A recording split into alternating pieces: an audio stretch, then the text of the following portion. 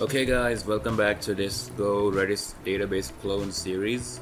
This is, I believe it's part 7 of this series, and in the last part we basically finished adding the concurrency features to the entire server, right, to enable it to accept multiple connections at the same time.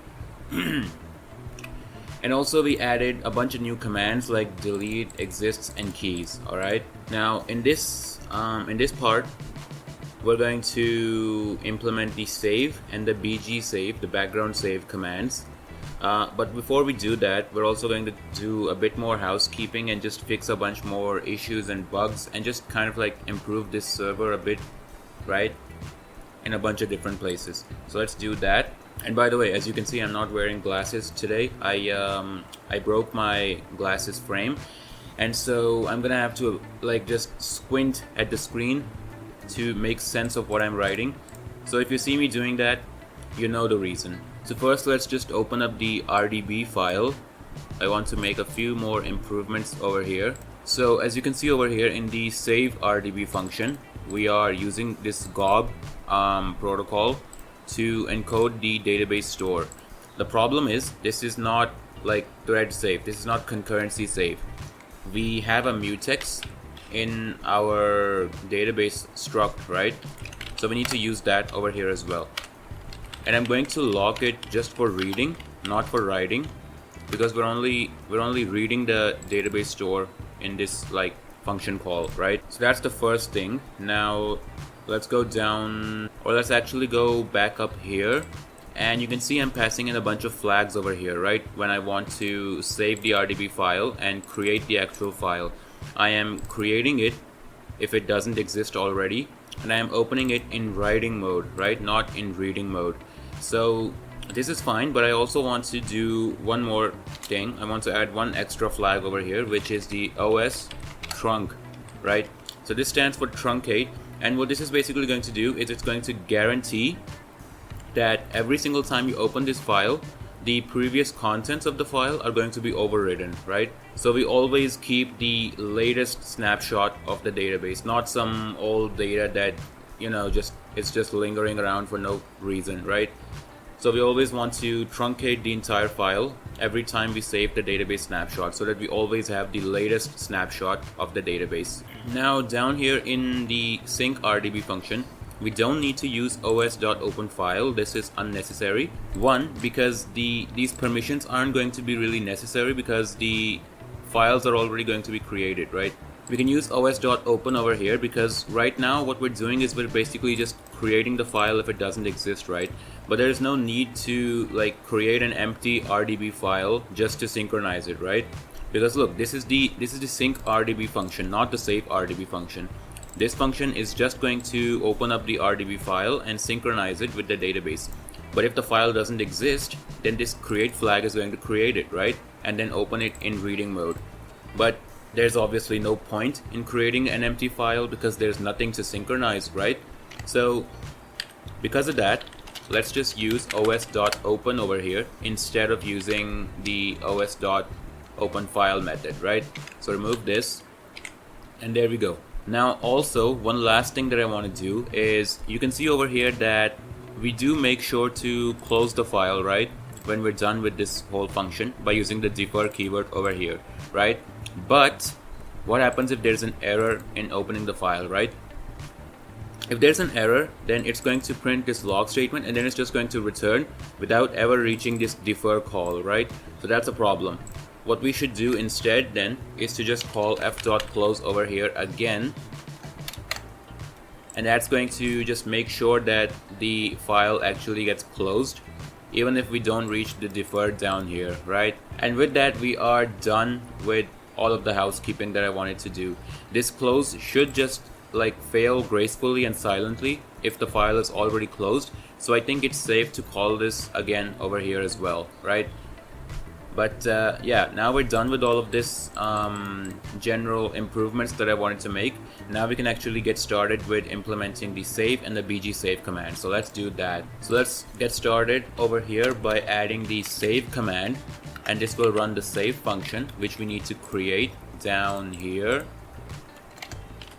Let's say save, this will take a value pointer and a pointer to the app state, and it will return a value pointer. There we go.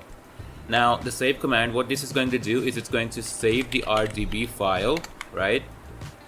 And this is going to take a config, but before I pass that in, the return value for this is going to be a value of type string, alright?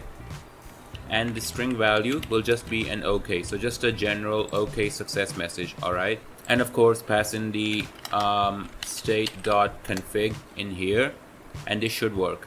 Now just to make sure that this is working, what I'm going to do over here is I'm going to delete this RDB file, alright? And we can delete this AOF file as well. And then let me just make sure that the original Redis server is not running. There we go. And then let's run this and see if it works. Alright. Okay, so it says error opening RDB file, no such file or directory. That's because the sync RDB function is running and we changed this open file to the open method, right? So it's not going to create an empty file for us. So there's really no reason to worry about this error, right? But anyway, let's open up a client over here, and you can see the connection was accepted. Let's run the save command, and we got the OK success message, and over here you can see the RDB file. Now this should be empty, I think, because there's nothing. Yeah, see, we didn't actually add any data to this database, so the RDB file is empty. Let's add a bunch of keys like name, age. I'm still 19, but I am going to be 20 in like a couple of weeks. So yeah, let's try running the save command again now. And there we go. Now you see the keys that I just set over here right now, they all got saved to this RDB file, right? So the save command works. This is awesome. Now the problem with this save command, right, is it requires a mutex lock, right? So if I show you the RDB function over here again, you can see that we just added these read and write, or no, sorry, not write, but just these reading locks, right? The problem is that this will block the server from running any like set commands, right? So if you have a client that's running the save command, the server has to lock the database for reading. And now since this is a read-write mutex, you can have multiple readers at the same time, so that's great. But anytime you want to write new data to this database, all of these readers will have to finish first, right? And so what ends up happening is, if you want to write new data to the server, to the database, right? And if some client is running the save command, you cannot write any new data until this lock is freed. And this lock will be freed when you are finished with encoding this database. So if you have potentially a very large database, right, a very large key value store, then this encoding command can take a very long time to finish, right? And while it finishes, you can't run any write commands, any set commands, right? So this is a problem. And in a production setting, Redis doesn't actually recommend using the save command, alright? So what you should do instead is use the BGSAVE command, right? The background saving command. And what that does is it basically just like handles all of the RDB snapshot processing in the background while still allowing the main server to run and accept commands like set and all of these other commands, right? So let's implement that. Let's go over to the handlers file again and add the BGSAVE over here.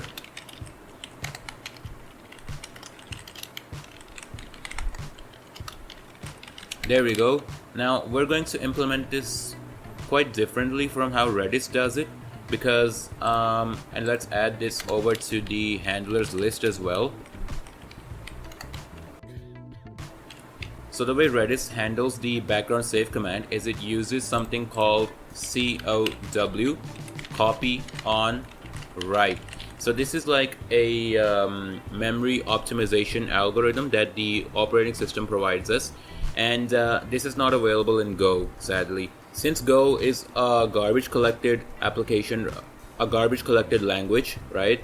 It has a GC, a garbage collector, and it handles memory management for us automatically using this garbage collector.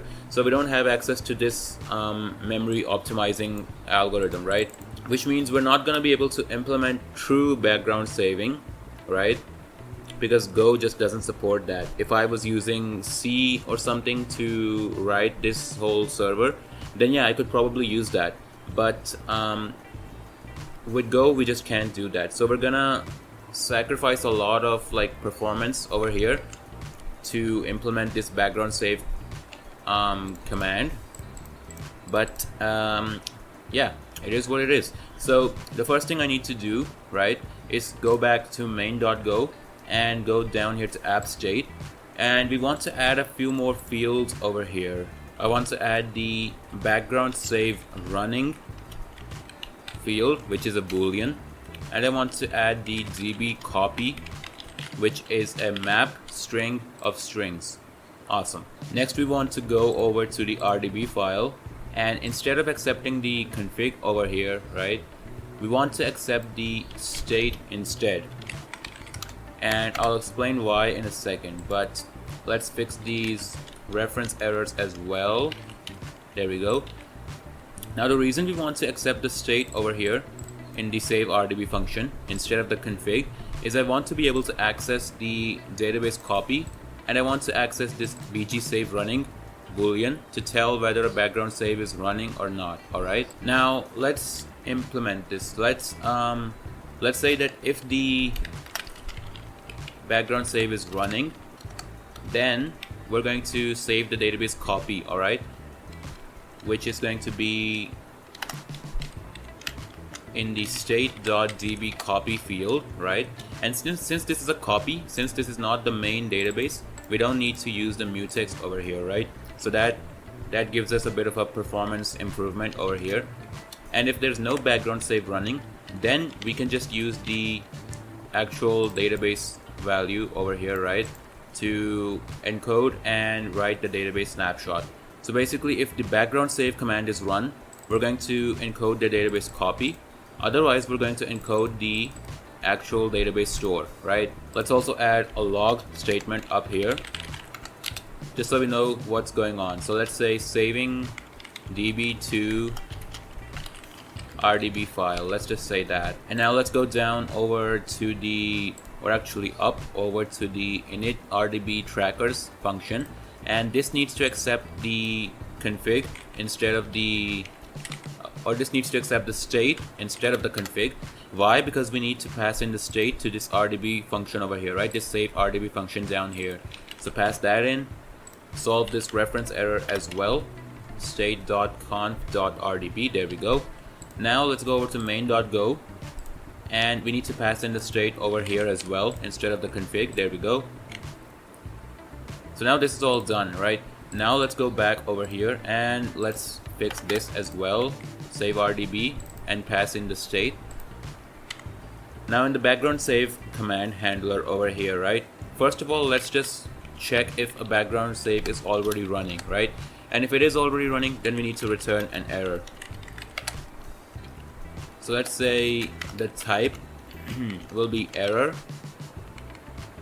and the error message will just be error background saving already in progress. Awesome. Now we want to copy the entire database, right, into a new variable and then pass that in as the database copy that we want to save in the snapshot. So let's do that. Let's create a copy. First of all, I'm going to declare a variable C, which is going to be the copy. I'll use the make function, and I'm going to make a map of strings just like our database, and the length or the size of this map is going to be the size of the database store that we have, right? Then what I want to do is I want to lock the database for reading, and I want to run the maps.copy function. We want to copy into C, and we want to copy from the database store. And once this copying process is finished, we can unlock the mutex and move on. Then inside the state, we can say BGSAVE running equals true, because the background save process is now going to be started. We can also say that the db copy equals C. Then we want to run a go routine down here, which is going to run the save rdb function, passing in the state. What we also want to do is we want to add a defer function over here. And what this will do is, once the RDB saving process is entirely completed, right, it's going to set the BGSAVE running back to false and the database copy back to nil, let's just say. So this go routine is now going to handle all of the RDB saving processes entirely on its own, right? The main thread is free to return a value to the client, and we're just going to return another success message, just a simple string with the text of OK. Let's restart the server now and see if everything works. Let me try setting some new keys like job, YouTuber, I don't know, hobby, coding. So we've set some new keys over here. Now let's try to run the BGSAVE command, and there we go. We got the OK success message. The go routine was launched to save the RDB file, and there we go. We can see the hobby keys over here, the job key, the YouTuber value, everything, right? It's all in here. So the BGSAVE command works as well. Obviously, you can see that both commands, in this case the save and the BGSAVE command, both of them run instantly, right? Because this is such a tiny database store, right? We only really have like 4 or 5 keys over here, right? Because I'm just testing this out right now. In a production setting where you have millions and millions of keys, or even thousands of keys, that's where you can actually see the performance benefits of using the BGSAVE command over the save command, right? Usually when it comes to performance and just, you know, like trying to test whether one approach is more performant than the other, you really need a very large sample size, right? You need a very large sample size to actually test whether that performance benefit works at scale or not, right? But yeah, we're basically done with this part of the video. We implemented the save and the BGSAVE commands, and we did a bit of a housekeeping across the code base. We made a bunch of tiny improvements here and there, right? And yeah, again, it sucks that we can't actually implement the real BGSAVE command in Go because it's a garbage collected language, right? It doesn't give us the same memory optimization algorithms that other languages like C have access to, right? Like the copy on write algorithm that I told you about. And I actually spent some time like studying this algorithm, and it is very, very like smart, I would say. But it just like we just can't access it in Go, sadly. So that sucks, and we're just gonna have to live with this BGSAVE command implementation. Now, it's not really that big of a like improvement over here, because we still need to lock the database to make an entire copy of the entire database, right? So that is still like a very performance heavy operation. But the benefit here is that once the copy is made, we can free up the database, the mutex, right? And the database is free to serve other clients. Meanwhile, in this Go routine, we can handle the encoding process and everything by using the database copy that we made. And so we won't need to lock the database while we encode it and write it to the file, right? Because we're just writing the database copy, right? So we won't need to lock and unlock the database again, right? So there's that benefit for sure. But other than that, yeah, kind of a small optimization in this case, but still. Anyway, that's enough of me dragging out the outro. In the next part, we're going to build a couple more very simple commands. The db size command, which is, and let me just show you over here. We're going to build the db size command, which will basically tell you the number of keys in the database, right? So the size of your database. We're also going to create the flush db command, which will basically just delete your entire database. All right, we're going to implement both of these commands we're also going to implement a checksum protection in the RDB snapshots. So checksums are basically like this, we can use something like a SHA-256 or something hashing algorithm, right? We can create a hash of the bytes, the raw bytes that we are writing to the file, and the raw bytes that we encode from the database, and we can just see if both of the checksums that they have match, right? And if they don't match, that means there's a mismatch between the database and the file that we write, right? So stuff like this just helps us to keep both things in synchronization, basically. So we're going to implement these three things in the next part of the series. Thank you for watching this part, and stay tuned for the next one. Like, share, subscribe, comment, all of those wonderful things, and thank you so much for watching, and I will see you in the next video. Until then, bye bye.